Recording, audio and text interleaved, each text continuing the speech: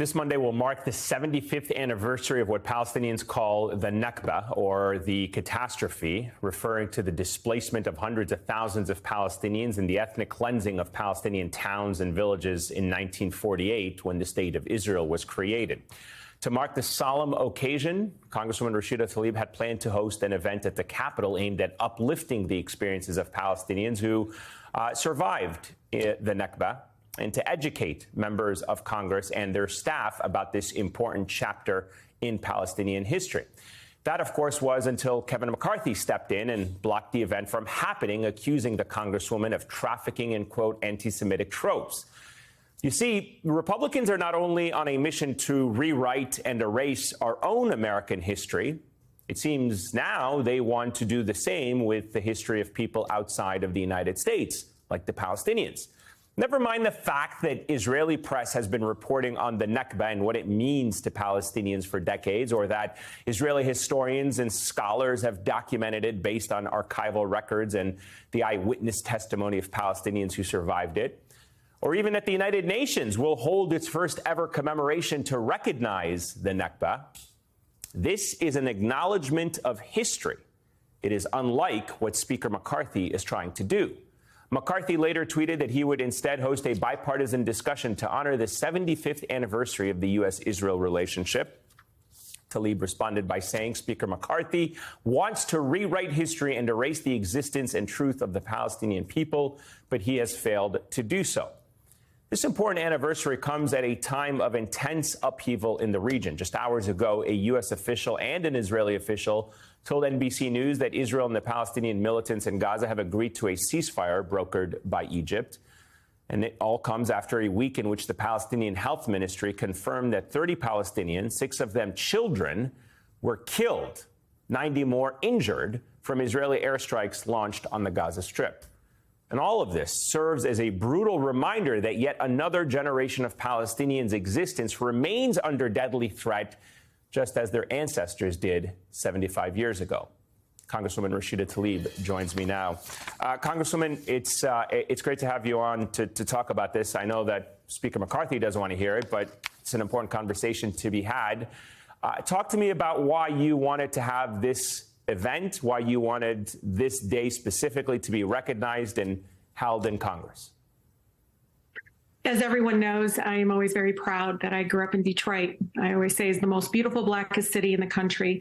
And one of the things that I've learned early on as a child is that we can't really truly have equality and justice, or in this case, lasting peace, if we don't truly recognize even the horrific side of our own history in our own country with, again, our Black neighbors, as well as Indigenous people that currently still, again, both continue to be targeted by the inequity and injustices. And so for me as a Palestinian American, growing up with 2 Palestinian immigrant parents, talking about not only the Nakba in 1948 and the experiences that they heard from their own parents, but also the fact that the Nakba never ended for many Palestinians still currently living, again, under what many, again, 3 organizations, human rights organization called the apartheid.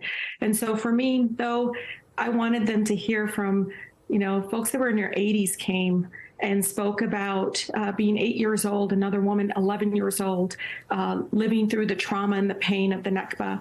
The 11-year-old woman in Tadal talked about carrying her 40-year-old, was a 40-day-old sister in her hands while she was fleeing, and how they watched, again, brutal attack on villages. Over 400 villages, Palestinian villages, were erased during the Nakba. And again, if we are going to be, as a country, a true broker of peace, we have to recognize all the trauma and the pain and the history of the Palestinian people. Talk to me about how the event ultimately went, just from the fact that Kevin McCarthy blocked the initial one that was supposed to take place on the House side. You got some help from Senator Bernie Sanders in moving the event to the Senate side, where McCarthy has no authority to block it.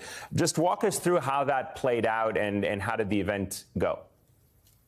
I mean, it's typical. We expected, McCarthy and some of the same folks that continue to really block any access to democracy and have various voices, even those that are fighting for reproductive health, or those even trying to fight for justice within, holding the Supreme Court accountable. We saw over and over again when Black Lives Matter protesters show up and kind of the aggression and kind of the silencing, intimidation, and bullying that happens when we speak up and speak truth to power.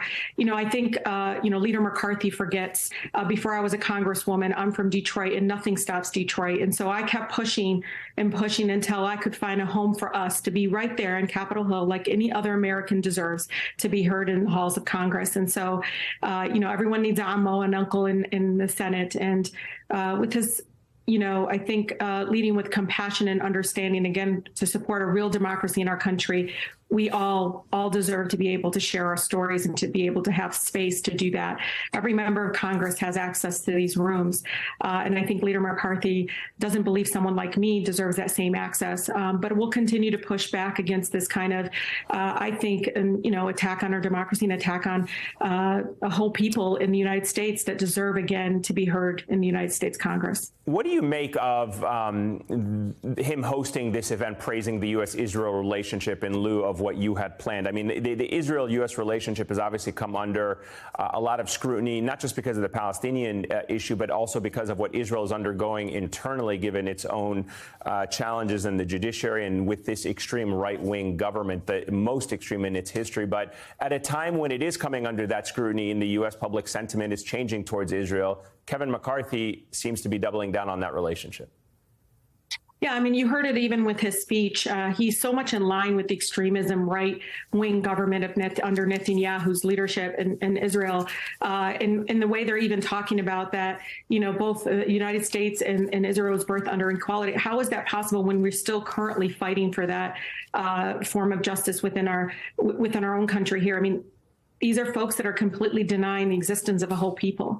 In the United States, I continue to talk about what's going on with our indigenous people who literally are under attack on their environmental injustices, from pipelines to indigenous women disappearing every single day with no justice, with no accountability. The dehumanization that happens continually under McCarthy's leadership is so mimic to what Netanyahu, when he speaks of Palestinian people. It's incredibly painful to hear someone say that they want another Nakba, that they don't want, again, to fully acknowledge the existence of its neighbors, the Palestinian people who have been there generations. Yeah, and we still hear that from Israeli officials who've talked about wiping villages off of the map, basically, in light of what has happened in recent months.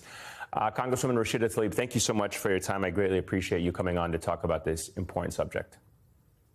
Thank you.